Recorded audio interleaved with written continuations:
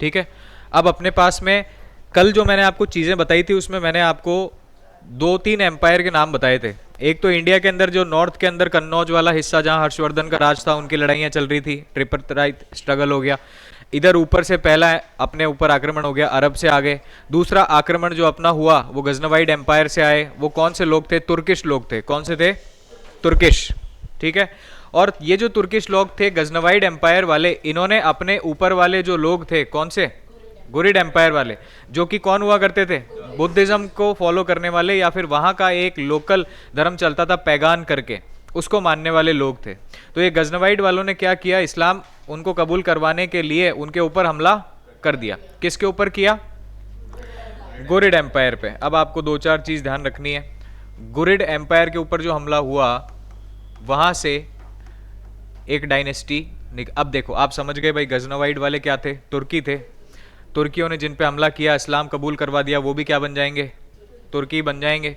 तो गुरिड एम्पायर जो था, जो शुरुआत में किसका फॉलोवर हुआ करता था? बुद्धिज्म का, बौद्ध धर्म या पैगान धर्म माना करते थे। और इसके बाद में इस डायनेस्टी को चेंज किया गया, यहाँ पे इस्लाम अपना लिया, तो इस डायनेस्टी का नाम क्या हो गया? गौर डायनेस्टी। क्या होगी?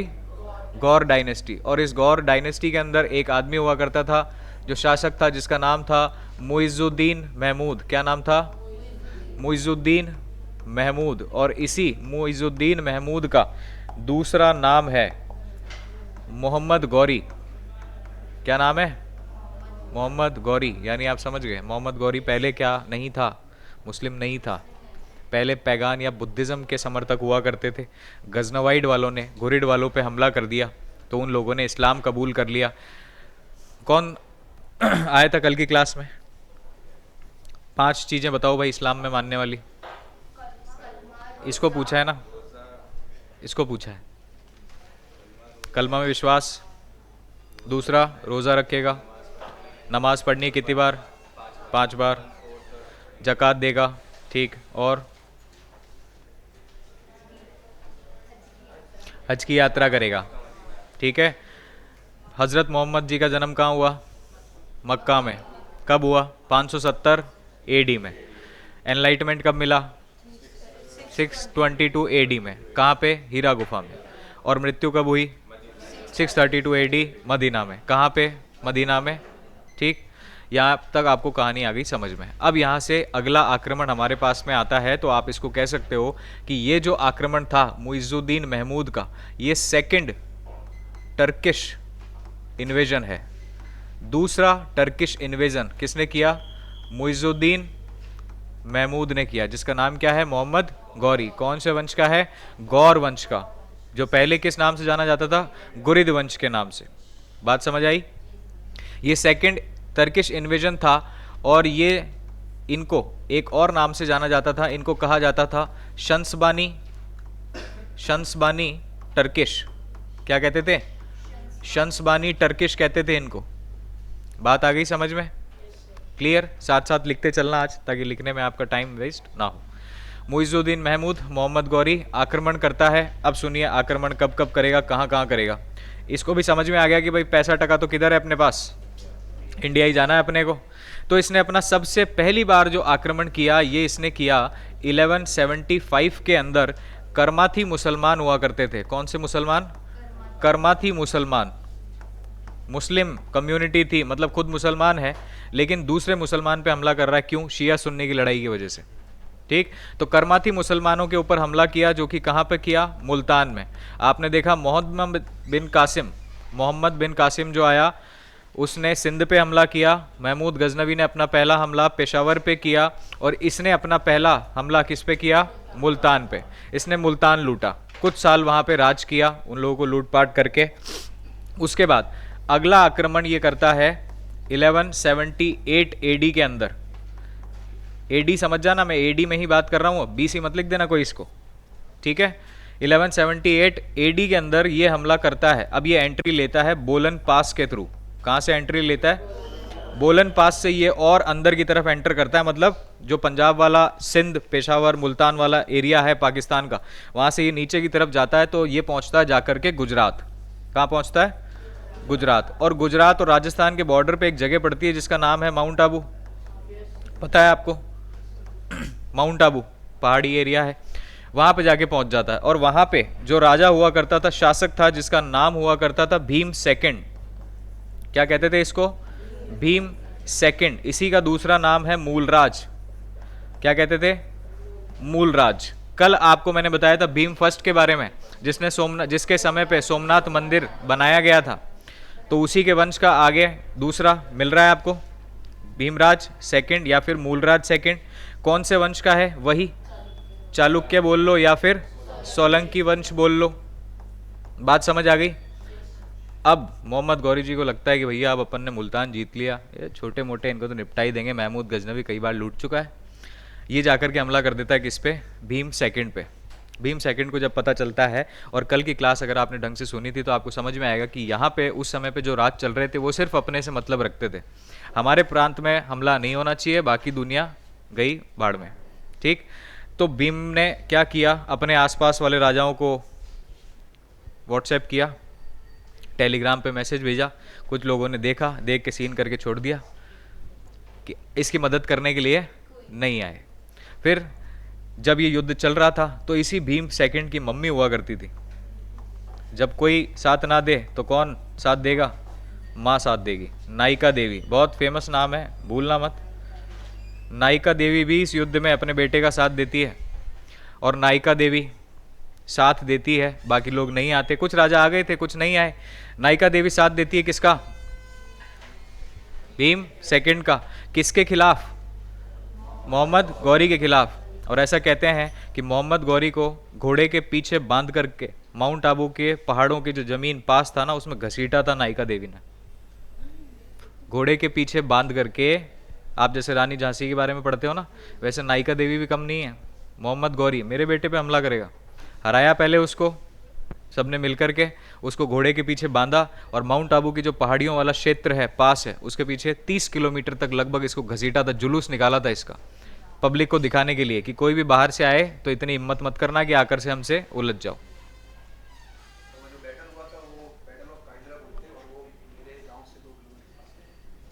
आप थे क्या वहां पे?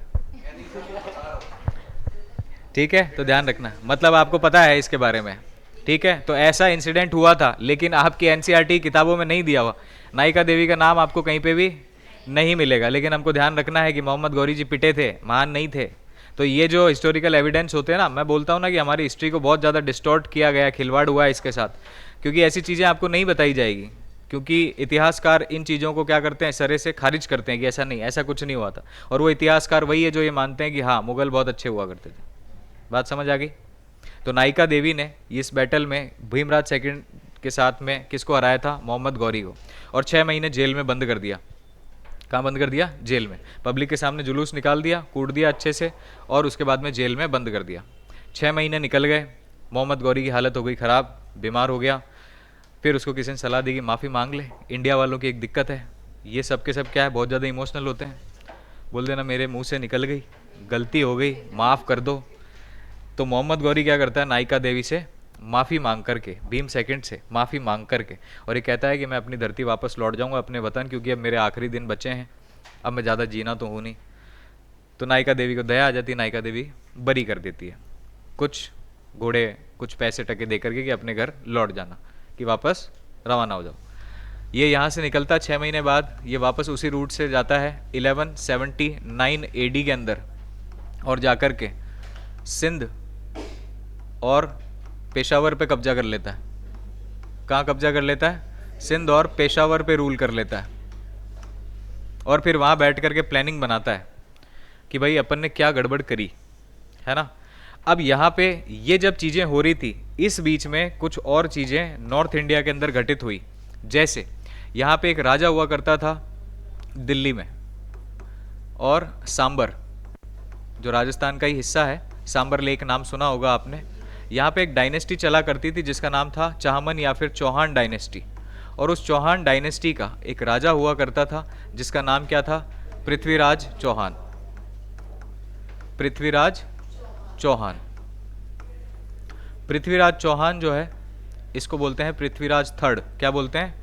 पृथ्वीराज थर्ड। पहला नहीं है ये, इससे पहले 2 पृथ्वीराज हो चुके थे इसी डायनेस्टी के। पृथ्वीराज थर्ड जो है ये यहाँ पे था, और इसकी एक जगह पे कॉन्फ्लिक्ट चल रहा था, किससे?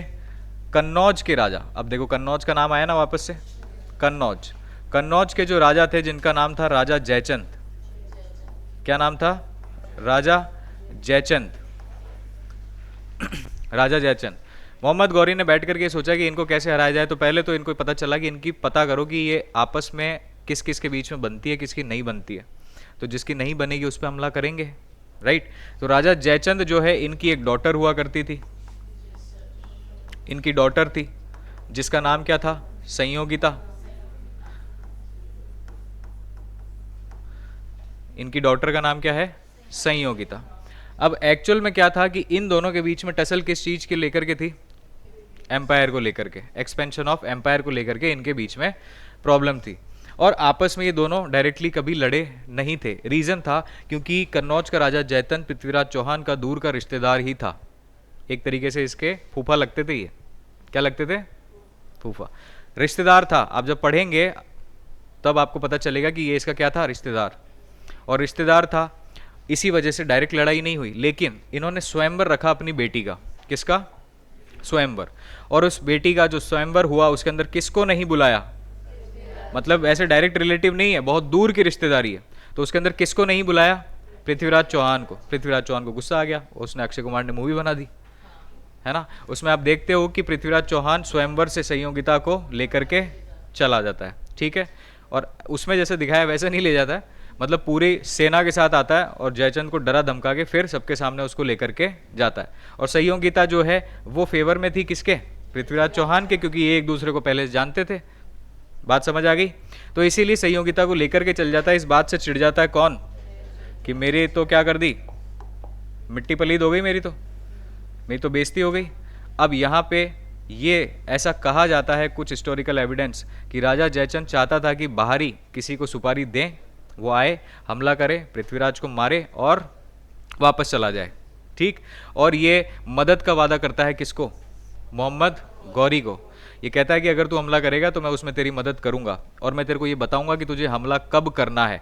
क्योंकि पृथ्वीराज चौहान के बारे में ये कहा जाता है कि वो साल के कुछ महीने युद्ध नहीं लड़ा करता था, क्योंकि वो शिवजी का भक्त था। क्या था? शिवजी का भक्त हुआ करता था। तो इसीलिए वो साल के कुछ महीनों में युद्ध नहीं लड़ता था, मतलब कि एक तरीके से खून खराबा नहीं करता था। बोले ये सही समय होगा, उस वक्त वो शायद तेरे ऊपर वार उतनी आक्रामकता के साथ में नहीं करेगा, क्योंकि वो तैयार नहीं होगा। एक तो होता राजा एकदम तैयार है, कभी भी लड़ाई हो जाए। एक है कि वो भाव भक्ति में है और अचानक से उस पर हमला हो जाए तो उसको लड़ने में, संभलने में समय लगेगा। क्योंकि इससे पहले होता क्या है कि यहाँ पे लिखना आप 1191 एडी में अब पहले वो कहाँ से आया था? बोलन पास होता हुआ गुजरात की तरफ नीचे चला गया। अगली बार उसने कहा कि नहीं नहीं नहीं, इधर से तो रूट लेना ही नहीं है। नायिका देवी वापस अगर देख लिया तो मार मार के भुर्ता बना देगी, दूसरे रास्ते से जाएंगे। तो अब ये घूम के आता है लेह लद्दाख वाली तरफ, है ना, ऊपर से आता है और उस जगह को बोलते हैं अपन खैबर पास। क्या बोलते हैं? खैबर पास। और उस खैबर पास से होता हुआ ये आता है जहाँ पे नीचे जाने पे आपको हरियाणा और दिल्ली वाला क्षेत्र मिलेगा। तो वहाँ पे एक जगह आती है प्लेन मैदान, जो क्या था? तराइन। तराइन। तो यहाँ पे पहली बार होता है और ये पृथ्वीराज चौहान को कहता है कि या तो तुम दिल्ली को हम लूटेंगे, हम तराइन पहुँच गए, हम दिल्ली पे क्या करेंगे? लूट करेंगे। पृथ्वीराज चौहान ने कहा पिताजी का राज है, ठीक है। तो पहली लड़ाई जो होती है उसको क्या कहते हैं? Battle of Tarain first. कब हुआ? 1191 एडी में। किस किस के बीच? मोहम्मद गौरी और वर्सेस पृथ्वीराज थर्ड। शॉर्ट में लिख रहा हूं, आप समझ जाना। पृथ्वीराज चौहान के हाथ लग जाता है, ये आदमी हत्ते चढ़ गया, मार मार के भुर्ता बना दिया। लेकिन इसकी पुरानी आदत मेरे मुंह से निकल गई, अब की मम्मी कसम खा के कह रहा हूं, अब की पक्का नहीं आऊंगा। बोले तू नायिका देवी को भी यही बोल के गया था? बोले नहीं नहीं, अब की पक्का 100% नहीं आऊँगा। कुछ दिन जेल में बंद रहता है, गिड़गिड़ाता है पृथ्वीराज चौहान। दिक्कत ये हुई कि वही समय आ गया था साल भर में जहाँ खून खराबा नहीं मचाना, तो इसको भी क्या कर देते हैं कि जाओ, रिहा किया तुमको। लेकिन यह आदमी नालायक, इसको इश्तिहार भेज देता कौन? बोले तू कहाँ उल्टा उलझ रहा है, ऐसे तो उलझेगा तो वो तेरे हाथ ही नहीं आएगा कभी। पृथ्वीराज चौहान जो है वो दिल्ली की गद्दी पे बैठने वाला पहला हिंदू सम्राट था, है ना। जैसे आपने एंशियंट हिस्ट्री में चंद्रगुप्त मौर्य का नाम सुना होगा ना, वैसे पावरफुल राजा था, ऐसे नहीं हरा सकते इसको, इसको टेक्निक के थ्रू ही हराओगे।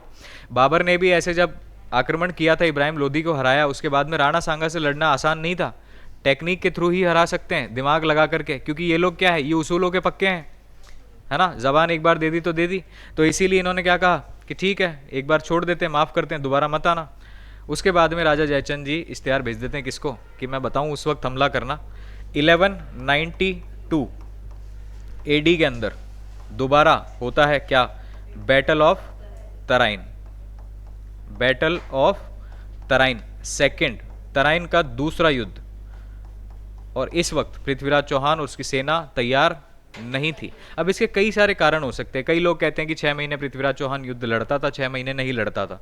कुछ कहते हैं कि वो परिवार के साथ रहता था, इस वजह से जब वो अजमेर के आसपास होता तब वो नहीं लड़ता था। कुछ कहते हैं कि वो शिव भक्त था, तो कुछ साल के महीने ऐसे आते इस वजह से नहीं लड़ता था। पर कुल मिलाकर के अपने को ये समझना है कि उस वक्त वो युद्ध के लिए तैयार नहीं था, और वो युद्ध के लिए तैयार नहीं था, तो ये जो दोबारा दूसरा युद्ध होता है इसके अंदर कौन जीत जाता है, मोहम्मद गौरी।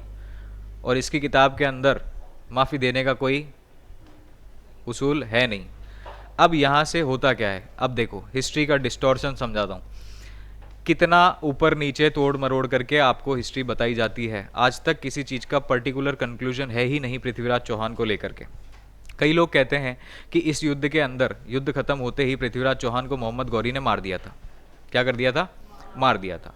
कुछ लोगों का ये कहना है कि मारा नहीं था, इसको पकड़ करके कहाँ ले गया था, अफगानिस्तान जहाँ इसका एम्पायर चला करता था वहाँ लेकर के चला गया, है ना।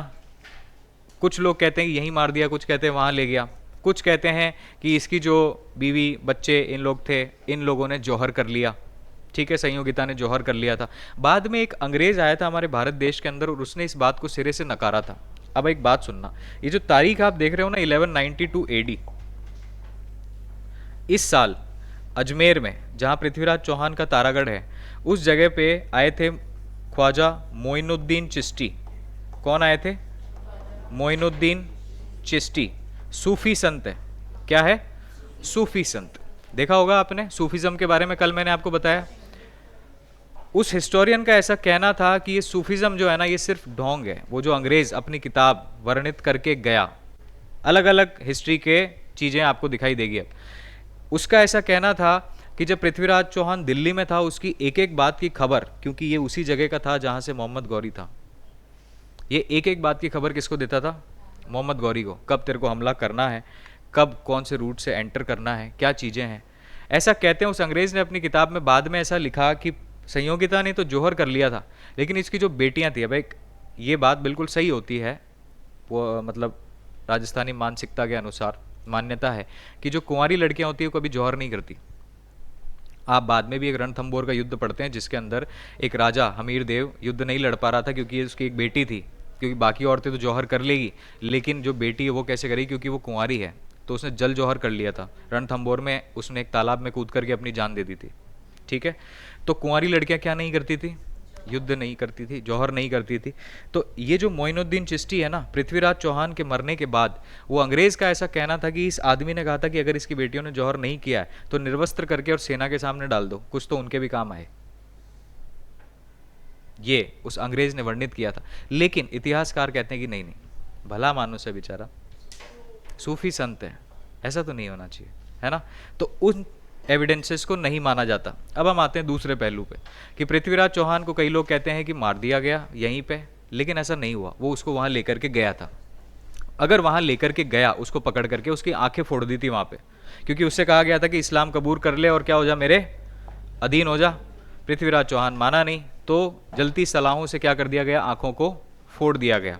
उसके बाद में उसी का एक साथी हुआ करता था जिसका नाम था चंद बरदाई। एक किताब आएगी आपके सामने जिसका नाम है पृथ्वीराज रासो। क्या है, पृथ्वीराज रासो।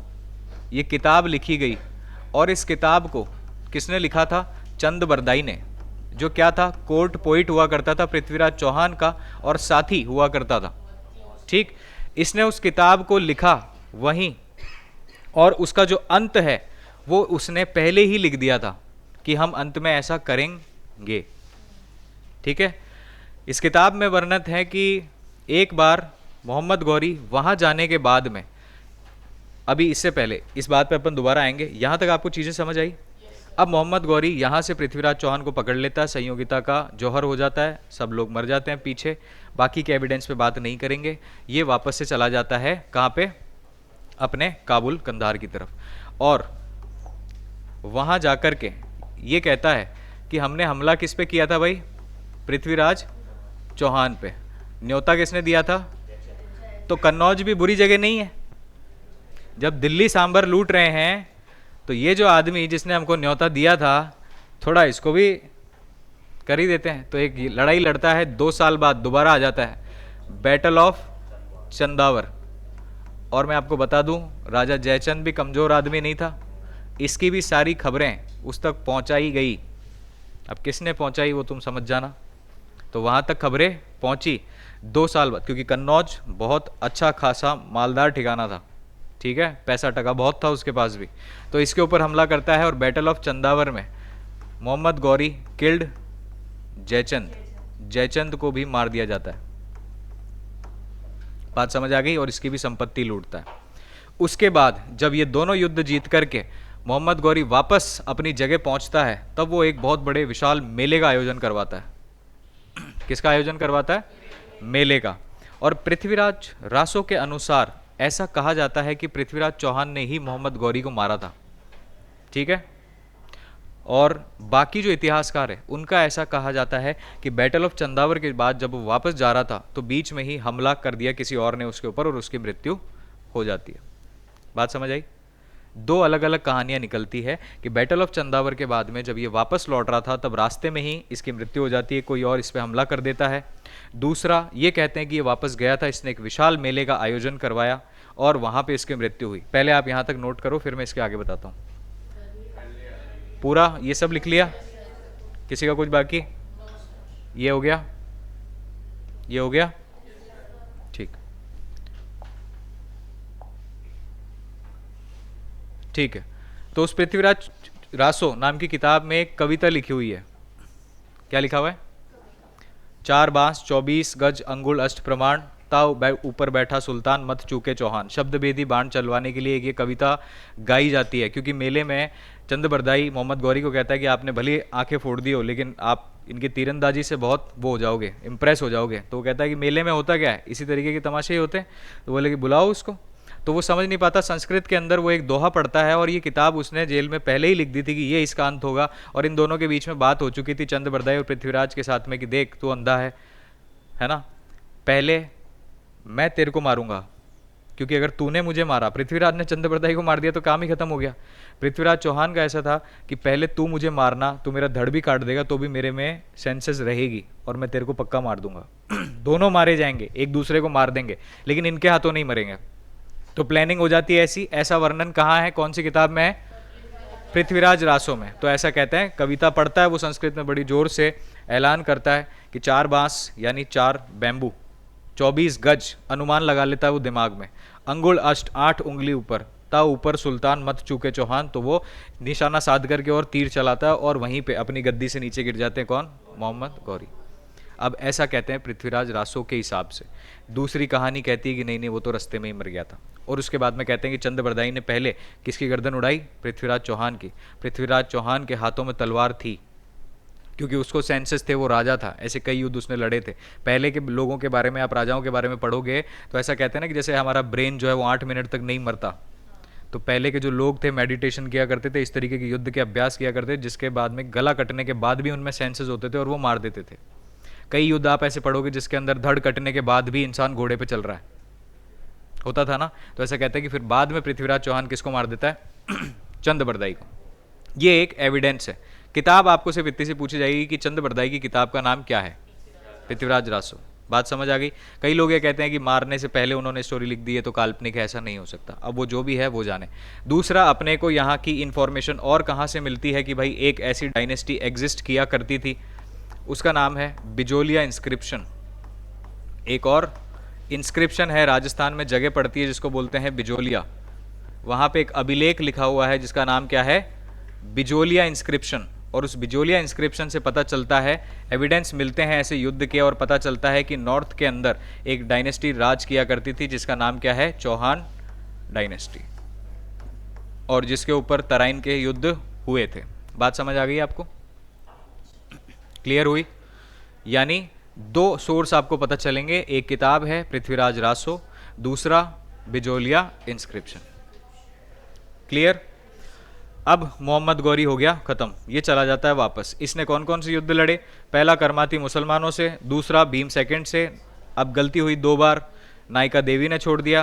पहले युद्ध के बाद में पृथ्वीराज चौहान ने छोड़ दिया, दूसरे में इसने अपने कर्तव्य दिखा दिए, और यहाँ पे ये क्या कर देता है, आकर के ये सारी चीज़ें नाश करके जाता है।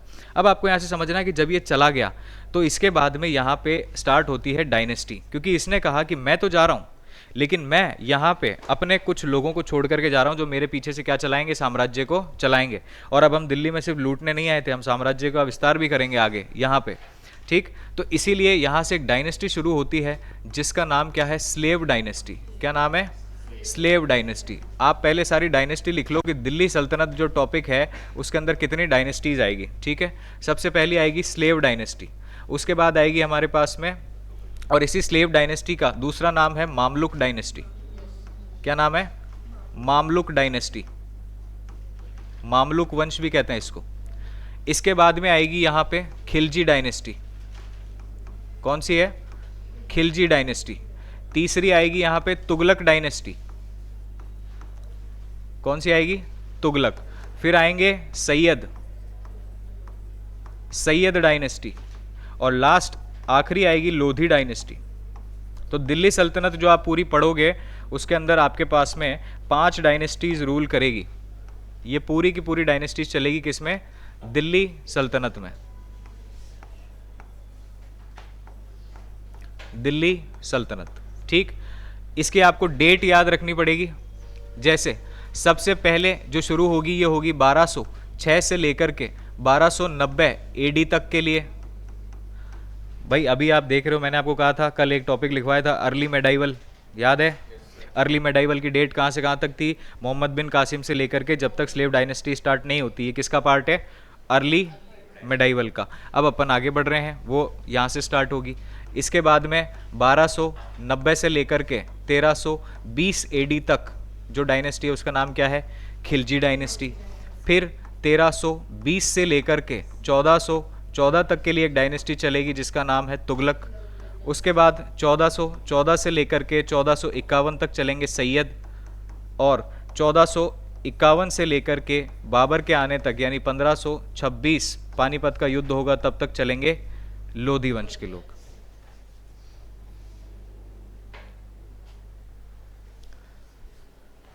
बड़े आगे।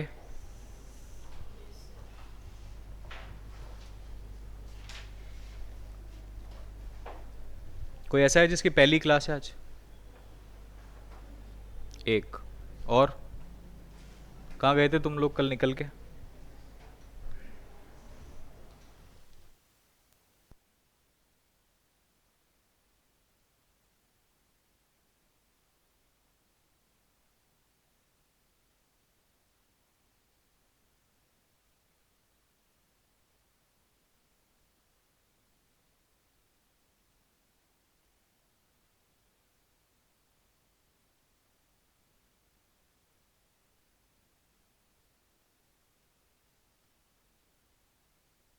कहाँ गए थे तुम पिक्चर देखने? हो गया, लिख लिया? चलिए, तो अब यहाँ से भाई साहब मोहम्मद गौरी जी तो वापस रिटर्न हो गए, लेकिन मोहम्मद गौरी के हुआ करते थे 4 स्लेव। क्या होते थे? स्लेव, दास। दास बहुत अच्छे लगते थे इनको, है ना? दासियों में ज़्यादा नहीं था इनका इंटरेस्ट, दास बढ़िया लगते थे। जैसे आप मलिक काफूर को पढ़ोगे खिलजी वंश में, है ना? तो इसके हुआ करते थे 4 दास, जिसमें सबसे पहला एक दास भी था, स्लेव भी था, और इसका सन इन लॉ भी था। क्या था? सन इन लॉ, दामाद जी। ठीक है, तो इसने बोला दामू किधर रहना है अपने को? लाहौर और दिल्ली, ये तो मैं दे रहा हूं तुमको, तुमको संभालना है। ठीक, और ये किसको मिला भाई दहेज में? लपट जंडिस कुतुबुद्दीन ऐबक को। ठीक है, तो क्या करूँ, इनको जी लगा के बोलूँ? हैं, लपट झंडे से बोल दिया। थे जैसे उन्हीं वैसे ही काम थे इनके, कोई कर्म के थे क्या ये लोग? उसके बाद दूसरा दास जिसका नाम था यलदौज, ठीक। एक हुआ करता था कबूचा, कबूतर ही था मतलब। और एक और हुआ करता था महानालायक बख्तियार खिलजी, बख्तियार खिलजी। ये वो खिलजी वंश वाला मत समझना इसको, ये अलग है, वो अलग आएगा। यलदौज इसको दे दी कबूचा, इसको दिया गया गजनी। क्या मिला इसको? गजनी संभालना है तेरे को। कबूचा तेरा नाम के से है तो तू काबुल और कंधार संभाल, कंधार। और इसको बोला कि तेरा नाम बी से है बख्तियार तो तू बंगाल भाग जा। तो इन्होंने कहा जी जनाब, और जी जनाब बोल करके चारों अलग अलग दिशाओं में भग लिए। बात समझ आ गई? अब पहला आदमी कौन दिख रहा है आपको? कुतुबुद्दीन ऐबक। लिखें इसके बारे में, लिखो, नोट करो फटाफट।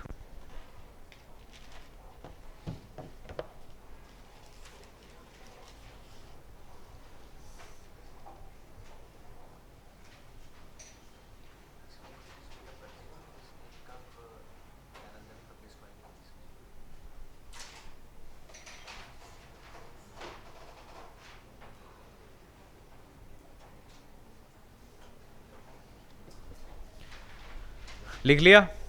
अब ये जो आदमी आपको एक नजर आ रहा ना चमकादड़ सा, बख्तियार खिलजी, इसने एक बहुत बड़ा काम किया था, बहुत ही महान, इतना महान काम किया था इसने। इसने क्या किया कि 413 एडी में एक राजा हुआ करता था जिसका नाम था कुमारगुप्त। क्या नाम था? कुमारगुप्त। कुमारगुप्त ने इंडियन, आज प्रेजेंट जो हमारे इंडिया का क्षेत्र है, इसकी सबसे पुरानी जो यूनिवर्सिटी हुआ करती थी जिसका नाम था भाई नालंदा। क्या नाम था? नालंदा यूनिवर्सिटी। अभी दोबारा से उसका रिनोवेशन चल के स्टार्ट किया गया, उसको प्रधानमंत्री ने इनॉग्रेशन किया था 2025 में। नालंदा यूनिवर्सिटी हुआ करती थी, ये बनाई थी किसने? कुमारगुप्त ने, याद रखना। ये झिंगुर 1204 एडी में क्या कर देता है? इसको बर्न कर देता है और डिस्ट्रॉय कर देता है। कहानी पता है क्यों कर देता है? क्या मिला इसको ऐसा करके? एक बार ये क्या हो गया था? बीमार, ठीक है, और इसकी बीमारी ठीक नहीं हो रही थी। ये बंगाल बिहार की तरफ था, तो इसकी बीमारी ठीक नहीं हो रही थी। तो ये वो वाला आदमी है जो कल मैंने आपको इस्लाम की फिलोसॉफी समझाई थी ना, कि काफिरों से तो बिल्कुल नफरत, काफिरों से ना कुछ लेंगे ना काफिरों को कुछ देंगे, काफिरों की सिर्फ जान लेंगे, है ना, जिहाद का कट्टर समर्थक। तो इसने कहा कि मैं काफिरों से इलाज नहीं कराऊंगा। इसने अपने आसपास के जितने भी इसके सेवक थे, स्लेव थे, सबको दूर दूर दराजों से भेज भेज करके इस्लाम से जो जो बड़े बड़े हुआ करते थे हकीम, उनको बुलवाया, लेकिन इसकी बीमारी ठीक नहीं हुई। ठीक, तो किसी ने इसको सलाह दी कि देखो, वैसे आप अगर मानो तो आपके बगल में ही एक यूनिवर्सिटी है, कौन सी? नालंदा यूनिवर्सिटी। यहाँ पे पूरी दुनिया से आकर के लोग पढ़ते हैं, बड़े बड़े ज्ञानवान लोग हैं। यहाँ पे हर चीज़ का वो किताबें और ज्ञान है। अगर आप चाहो तो आप यहाँ से क्या कर सकते हो? किसी को बुलवा करके इलाज करवा सकते हो, आयुर्वेदिक तरीके से कैसे भी वो इलाज कर देंगे। ये चिढ़ गया, बोले नहीं नहीं, पागल हो गया, काफिरों से इलाज नहीं कराएंगे। फिर उसकी तबीयत ज़्यादा बिगड़ गई, हॉस्पिटलाइज्ड हो गया, एसएमएस लेके भागे। तो ऑन बेड जब ये अपनी आखिरी सांसें ले रहा था, तब इसी के एक मंत्री, उसने कहा कि एक काम करते हैं, इन्हें नहीं बताएंगे और हम नालंदा से किसी को बुलवाते हैं। तो इन्होंने वहाँ से एक ऋषि को बुलवाया जो वहाँ पे मेडिसिन की पढ़ाई कर रहे थे। वो ऋषि आते हैं और वो इसकी नाड़ी, जो समझते हैं वीन्स, उसमें कुछ इन्फेक्शन था और उसको कुछ ही समय में ठीक कर देते हैं और ये कुछ दिनों में एकदम फर्स्ट फुस्ट हेल्दी हो जाता है। मैं कहता हूँ मर ही जाने दिया होता साले को, क्योंकि जब इसको होश आता है और इसको पता चलता है कि मेरा एक काफिर ने इलाज कर दिया, ये उस गुस्से में जाकर के और उस ज्ञान को बोला, ऐसा कौन सा ज्ञान है जो इस्लाम के पास नहीं है और इन लोगों के पास में है, मैं उसे रहने ही नहीं दूंगा। ये नालायक ये भी कर सकता था कि हम इससे बड़ी यूनिवर्सिटी बनाएं जिसमें ये सारा ज्ञान हमें भी बताओ, हम और उसका विस्तार करेंगे, हम उसका बेड़ा ही गर्क कर देंगे। इसने क्या किया? 1204 एडी में नालंदा विश्वविद्यालय को पूरा जला करके राख कर दिया। 6 महीने से लेकर के 7 महीने लगे, 8 लाख किताबें जल करके भस्म हो गई। कितनी? 8 लाख किताबें जो उसकी लाइब्रेरी में रखी थी। पूरी नालंदा यूनिवर्सिटी 7 महीने तक जलती रही। और एक बहुत बड़ा कारण जिसकी वजह से आज दुनिया हजारों लाखों साल पीछे हो गई। आप जब ज्योग्राफी पढ़ते हो तो ये जो सोलर सिस्टम, यूनिवर्स, इनकी डिस्कवरीज है ना, आज तक पूरी इमेजिनेशन के पार है साइंटिस्ट के। ये सब यहाँ पे थी, सब कुछ था यहाँ पे। आप मेडिसिन की ऐसी ऐसी थ्योरीज ले लो, आप साइंस ले लो, आप इंजीनियरिंग ले लो, कुछ भी ले लो, सब कुछ था यहाँ पे। आप कैलाश टेम्पल देखो, उसका आर्किटेक्ट इधर से गया था। सोच के देखो क्या ज्ञान होगा जो हमने खो दिया इस एक बेवकूफ़ की बदौलत। तो ये जो आदमी था, क्या नाम है इसका? बख्तियार खिलजी। और ये किन के स्लेव थे? मोहम्मद गौरी जी के। अगला आदमी कुतुबुद्दीन ऐबक, इस पे भी बात कर लेते हैं। आओ भाई, तुम क्या करने वाले हो?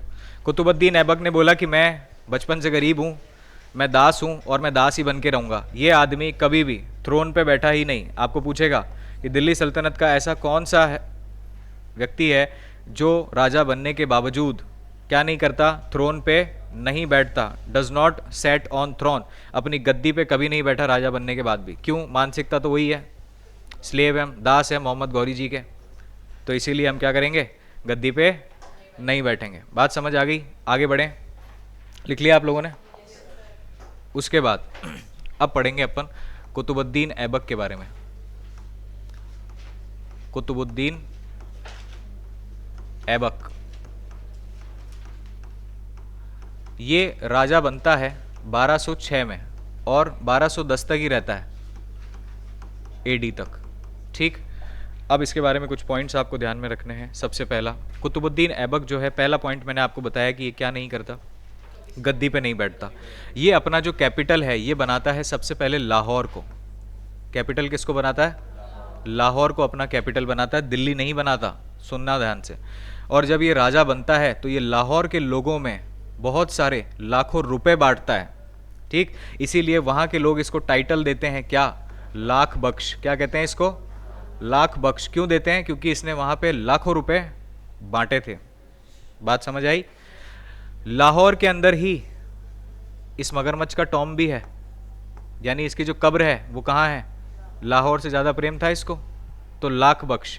इसी कुतुबुद्दीन ऐबक के एक गुरुजी हुआ करते थे, गुरु, जिनका नाम था कुतुबुद्दीन बख्तियार खिलजी।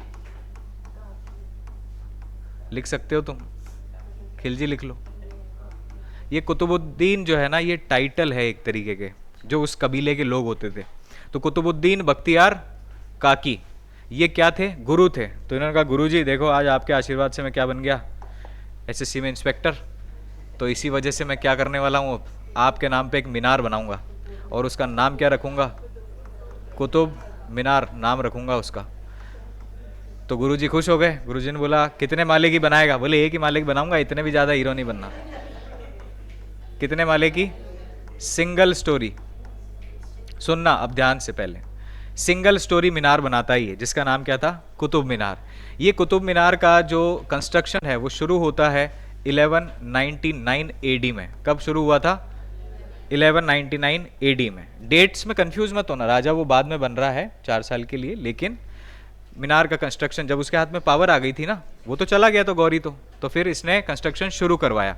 अब इसी कुतुब मीनार के अंदर बाद में 3 स्टोरी, जब इसको खत्म होने का काम आया तो 3 स्टोरी 3 माले और ऐड करवाए इस पे। किसने? इसी के दास इल्तुतमिश ने। किसने ऐड करवाए? इल्तुतमिश ने। फिर क्या हुआ? इसी कुतुब मीनार के अंदर 1389 के अंदर बिजली गिर गई। क्या गिर गई? बिजली गिर गई ऊपर से। ठीक है, मोए मोए हो गया, टावर टूट गया। फिर इन्होंने क्या करा? इसका रिनोवेशन। इनको समझ में आ गया था कि अच्छा रिनोवेशन भी होता है, सुदर्शन लेक का भी हुआ था। तो इन्होंने क्या किया? उसका रिनोवेशन करवाया। किसने? फिरोज शाह तुगलक ने। फिरोज शाह तुगलक ने क्या कराया? इसका रिनोवेशन कराया और इसके अंदर एक स्टोरी और ऐड कर दिया। क्या कर दिया? एक स्टोरी यानी एक मंजिल और ऐड कर दी, तो अब कुतुब मीनार कितनी मंजिल का हो गया? 5 मंजिल का हो गया, और इसकी टोटल जो हाइट है वो हो गई 73 मीटर। कितनी हो गई? 73 मीटर हो गई। तो कुतुबुद्दीन बख्तियार काकी जी के लिए बनाया गया कुतुब मीनार, पहले एक मंजिल। शुरू तो करवाया था कुतुबुद्दीन ऐबक ने, लेकिन उससे पहले ही इसकी मौत हो जाती है, ख़त्म नहीं हो पाता, क्योंकि इसका जो काम ख़त्म हुआ था वो किसके समय हुआ था? इल्तुतमिश के समय हुआ था। और ये डेट जो मानी जाती है बहुत जगह पे अलग अलग लिखी हुई है। कई जगहों पे इसको लिखा हुआ है 1220, कई जगहों पे लिखा हुआ है 1225, कहीं लिखा है 1229। एविडेंशियली माना जाए तो ये 1229 में बन करके तैयार हुआ था, जो एसएससी डेट मानता है। तीन तीन डेट है, लेकिन आप 1229, 30 साल का समय लगा था इसको बनने में।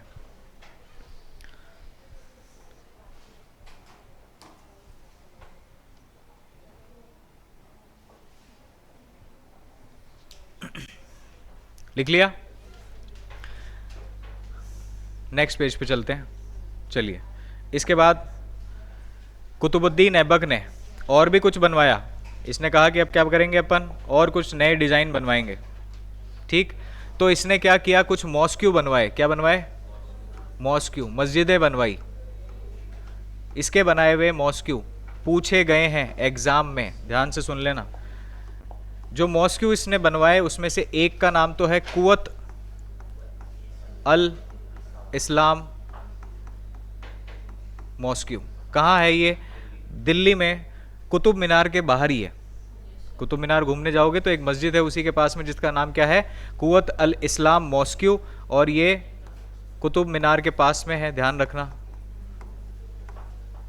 कुतुब मीनार प्रीमाइसेस जो है उसी के अंदर बना हुआ है। लोकेशन क्या है? पुरानी दिल्ली।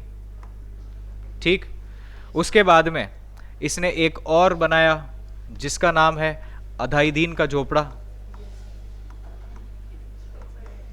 अधाईदीन का झोपड़ा।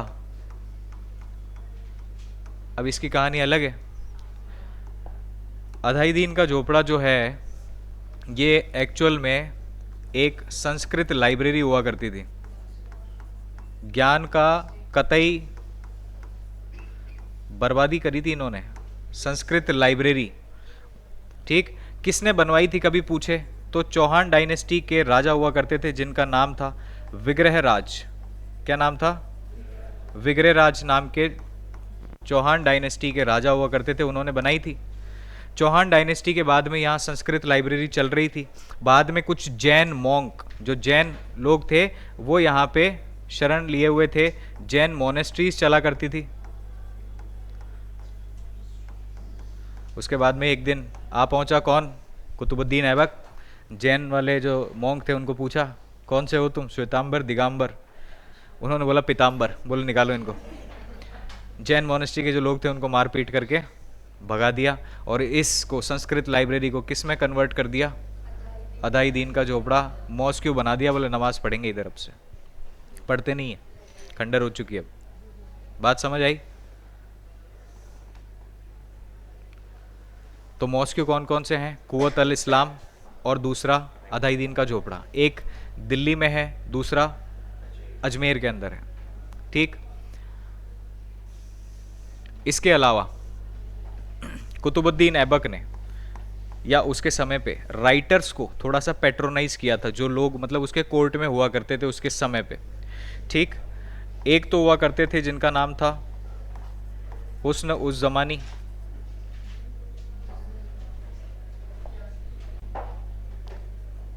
हाँ, ऐसा ही कुछ नाम था, हुस्न उस जमानी, राइटर था। और इसकी किताब थी ताज अल मसीर। क्या है किताब का नाम? ताज अल मसीर।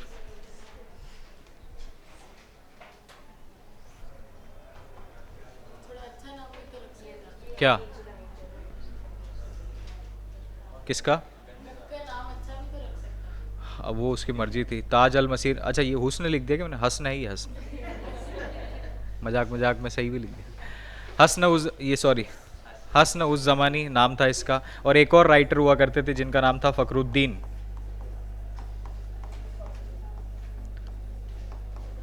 तो ये दो राइटर हुआ करते थे। कल भी आपने राइटरों के नाम पढ़े थे। वेहाकी, उत्तबी, फिरदौसी, अल बरूनी। किताबों के नाम ध्यान रखना उनके, शाहनामा, चचनामा, तारीख सुबुक्तगीन, किताब उल हिंद, तहकीक हिंद, ठीक है ना। और पंचतंत्र जो है उसका नाम क्या था? कलीला व दिमना, चेंज कर दिया था ना। किसने करवाया था? किसने करवाया था? मोदी जी ने। महमूद मोहम्मद बिन गजनवी हैं? मिक्स कर दोगे सारे नाम? मोहम्मद बिन गजनवी, मोहम्मद कासिम। अरे हो गया क्या यहाँ तक? आगे बढ़ें। तो इन्होंने ये काम किए। इसके बाद उसके बाद इनका एक बेटा हुआ करता था। अब सुनो ध्यान से। अब ये जो कुतुबुद्दीन ऐबक है, कुतुबुद्दीन ऐबक की डेथ कुछ लिखी नहीं उसने, इंपॉर्टेंट होगी तो मैं बता दूंगा, ठीक है। अब सुनो, कुतुबुद्दीन ऐबक जो है इसकी मौत कैसे हुई? ड्रिंक एंड ड्राइव से। ड्रिंक एंड ड्राइव से मर गया ये। कैसे? क्या हो रहा कि एक बार 1210 के अंदर, 1210 एडी में, अरे यार या तो तुम बोल लो या तो मेरी सुन लो, फिर तुम जानते हो मैं बहुत प्यार प्रेम वाला आदमी हूँ, है ना। ओम नमः शिवाय। सुन लो, 1210 एडी के अंदर एक खेल खेला करते थे ये लोग जिसको कहते थे चौगान। उसको प्रेजेंट में आजकल पोलो कहते हैं। घोड़े पे बैठ करके, और अभी भी अफगानिस्तान में खेल खेला जाता है जिसको बोलते हैं बुस्काशी। क्या कहते हैं? बुस्काशी। बस उसके अंदर बॉल नहीं होती, मरी हुई जो भेड़ होती है ना उससे खेलते हैं। मरी हुई भेड़ नहीं होती, घोड़े पे बैठ जाते हैं, एक बड़ा सा लकड़ी का डंडा जैसा ले लेते हैं, हॉकी स्टिक जैसा, और मरी हुई भेड़ को इधर से उधर उछालते रहते हैं। बुस्काशी अफगानिस्तान में होता है। अब इधर इंडिया वाले थोड़े समझदार है, ये बॉल लिया है टेनिस की, निविया की, बोले इससे खेलते हैं, ज़्यादा मज़ा आएगा। तो इन्होंने क्या किया, बॉल से खेलना स्टार्ट किया पोलो। उस समय पे चौगान नाम से एक खेल खेला जाता था जिसमें कपड़े की बॉल हुआ करती थी। अब भाई साहब ड्रिंक एंड ड्राइव, घोड़े पे बैठ गए, अफीम पी रखी। क्योंकि आप देखोगे मुगलों का बड़ा सिंपल था, जुआ खेलने पे प्रतिबंध था, लेकिन अफीम पी सकते हो, कोई दिक्कत नहीं है। अभी इसका जैसे एक और आएगा हुमायूं, वो चरस के नशे में डूबा हुआ था, और चरस के उसको कहा कि नमाज पढ़नी हो, चरस के नशे में नमाज पढ़ रहा, सीढ़ियों से गिर गया लाइब्रेरी से।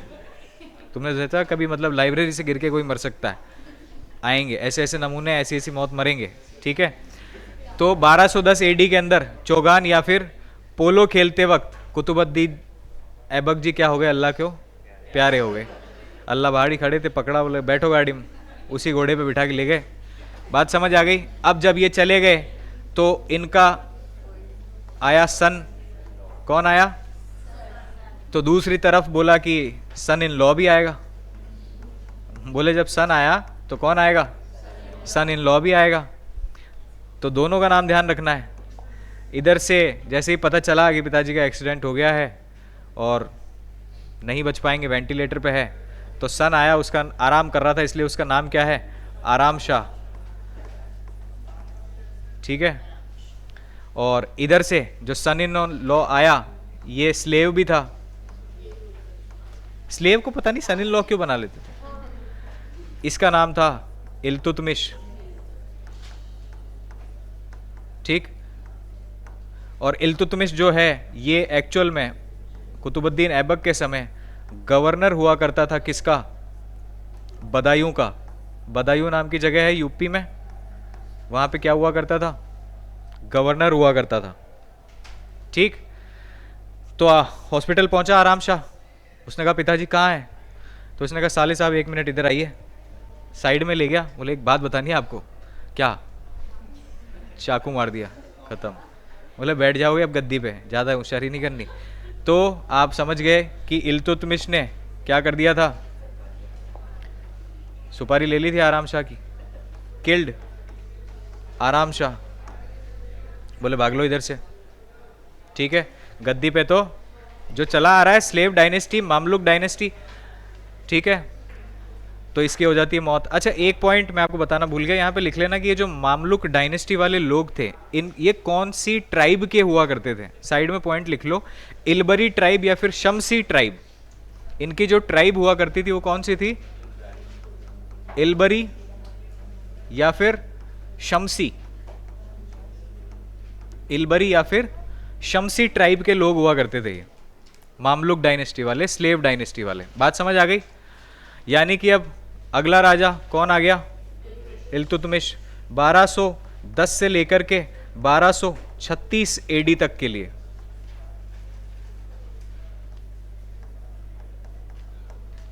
ठीक। और इसने आते ही पहले कहा, बोले ससुर जी क्या थे, थोड़े से नादान थे, लाहौर में कैपिटल बना के बैठे थे, लाख बख्श का टाइटल ज़्यादा प्यारा था। उनका टॉम्ब भी कहाँ है? लाहौर में है। कुतुबुद्दीन ऐबक जी का टॉम्ब कहाँ होगा? कहाँ मरा है ये? दिल्ली में। ठीक। तो इसने कहा कि अब देखो भैया, हम जो है हम तो गद्दी पे बैठेंगे। अब आपको एक चीज़ ध्यान रखनी है, कुतुबुद्दीन ऐबक क्या हो गया? राजा बना। ठीक। और कुतुबुद्दीन ऐबक का जो टॉम्ब है, क्योंकि लाख बख्श बोलते थे ना इसको, तो इसका तो है लाहौर में। इसका ध्यान रखना, इसका टॉम्ब कहाँ आएगा? दिल्ली में, कुतुब मीनार के पास में ही बनेगा वो, क्योंकि इसने कुतुब मीनार का कंस्ट्रक्शन कंप्लीट करवाया था। अब ध्यान रखना, ये बोला कि ऐसा कुछ नहीं है, हमारी कैपिटल क्या होगी? सबसे पहले तो दिल्ली। लाहौर तो थी, अब कहाँ ले आओ उसको? दिल्ली ले आओ। और ये पहला सुल्तान है, फर्स्ट सुल्तान जो क्या करेगा? थ्रोन पे, गद्दी पे बैठेगा। पहला सुल्तान जो दिल्ली की गद्दी पे बैठा दिल्ली सल्तनत में, वो कौन है? इल्तुतमिश है। बात समझ आ गई? और जैसे ही इल्तुतमिश को गद्दी छीनी, तो इधर से एक आदमी को जोश आया, यलदौज बोला हमारे में क्या कमी है भाई, हम क्यों नहीं बन सकते? कुतुबुद्दीन ऐबक की इज्जत रख ली हमने, ठीक है, दोस्त था। अब ऐसे मजाक थोड़ी चल रहा है कि एक के बाद कोई भी आता जाएगा। तो आप पढ़ेंगे वापस से 1211 एडी में, जब ये राजा बना, उसके अगले साल एक युद्ध होता है जिसका नाम है battle of Tarain third. Tarain का तीसरा युद्ध किस किस के बीच? इल्तुतमिश, यलदौज के बीच। और इसमें कौन जीतेगा? यलदौज हारेगा, इल्तुतमिश जीतेगा। यलदौज को 2 थप्पड़ देके रवाना, भाग जाए ऐसे। तो battle of Tarain third question आया हुआ है, किस किस के बीच हुआ था? लोग रट के जाते हैं बस 2, तीसरा भी हुआ है। पानीपत के भी 3 हुए थे, तराइन के भी 3 हुए थे, याद रखना। बैटल ऑफ तराइन थर्ड लिख लिया? बढ़े आगे? लिखना है? लिखो।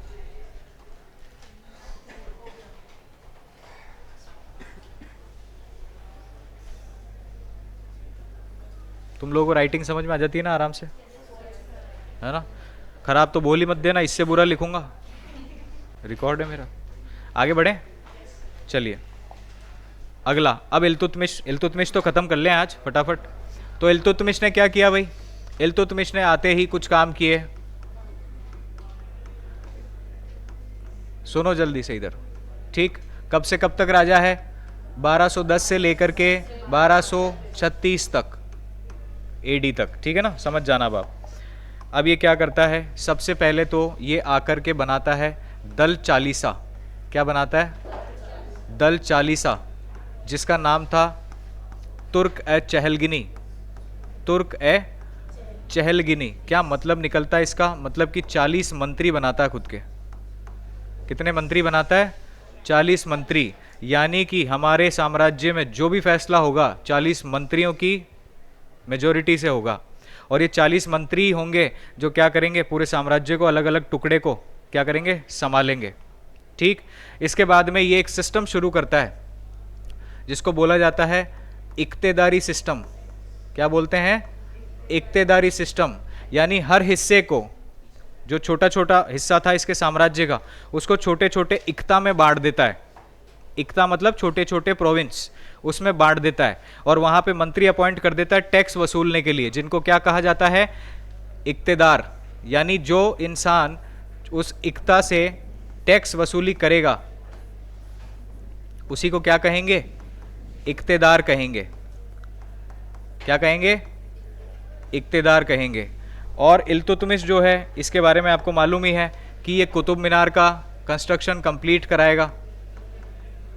कुतुब मीनार को कंप्लीट किसने करवाया था?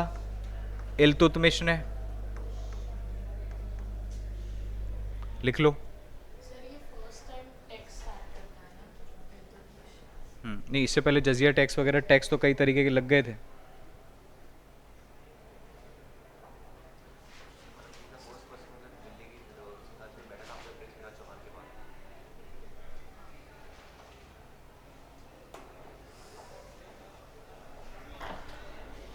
बात समझ आ गई?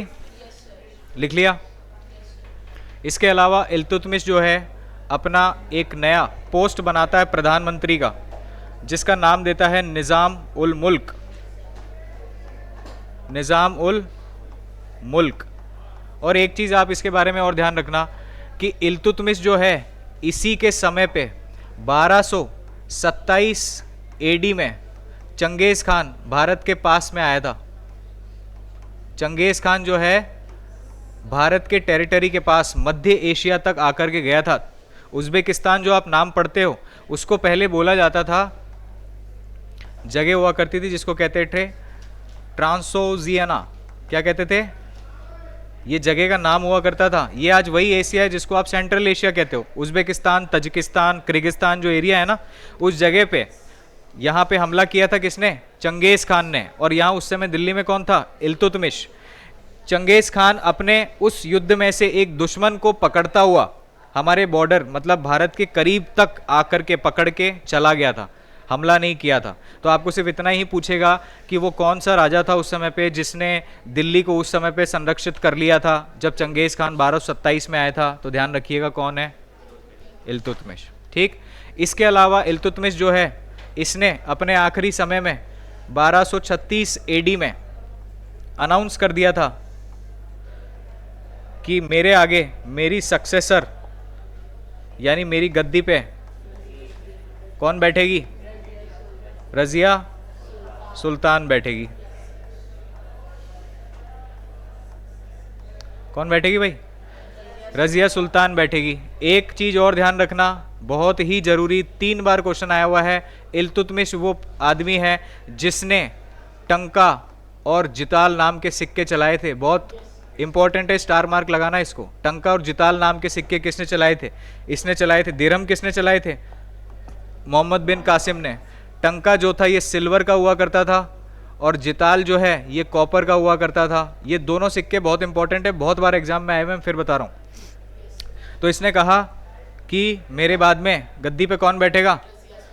जैसे ही इसकी मौत हुई, गद्दी खाली हुई, तो इसका एक बेटा हुआ करता था जिसका नाम था रुकनुद्दीन फिरोज़ा। क्या नाम था?